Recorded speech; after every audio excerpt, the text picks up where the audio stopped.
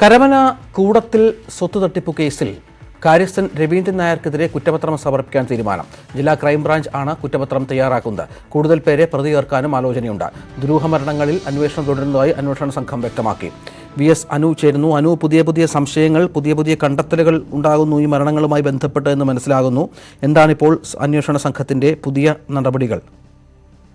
രഞ്ജിത്ത്, കരമനയിലെ ദുരൂഹമരണങ്ങളിലും സ്വത്ത് തട്ടിപ്പിലും നിലവിൽ സ്വത്ത് തട്ടിപ്പുമായി ബന്ധപ്പെട്ട് കുറ്റപത്രം സമർപ്പിക്കാനാണ് ജില്ലാ ക്രൈംബ്രാഞ്ചിന്റെ തീരുമാനം. ജില്ലാ ക്രൈംബ്രാഞ്ച് SCP സുൽഫിക്കർ ഇക്കാര്യം വ്യക്തമാക്കുകയും ചെയ്യുന്നുണ്ട്. അതായത് ഉടൻ തന്നെ കുറ്റപത്രം, സ്വത്ത് തട്ടിപ്പ് സംബന്ധിച്ച് കുറ്റപത്രം ഉടൻ തന്നെ സമർപ്പിക്കും. സ്വത്ത് തട്ടിക്കുന്നതിന് വലിയ രീതിയിലുള്ള ഗൂഢാലോചന നടന്നു എന്ന് ജില്ലാ ക്രൈംബ്രാഞ്ച് അന്വേഷണ സംഘം കണ്ടെത്തിയിട്ടുണ്ട്.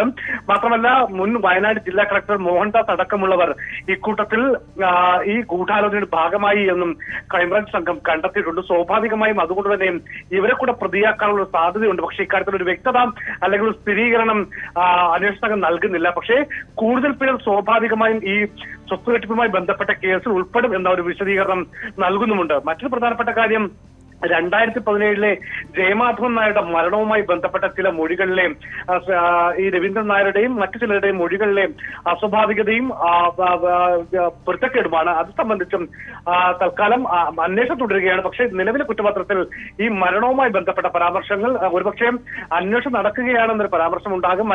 ഈ മരണവുമായി ബന്ധപ്പെട്ട ഒരു കാര്യം ഉണ്ടാകില്ല. അത് പിന്നീട് കുറ്റപത്രം സമർപ്പിക്കാനാകും അന്വേഷണ സംഘത്തിന്റെ തീരുമാനം. ഏതായാലും ഇതുമായി ബന്ധപ്പെട്ട്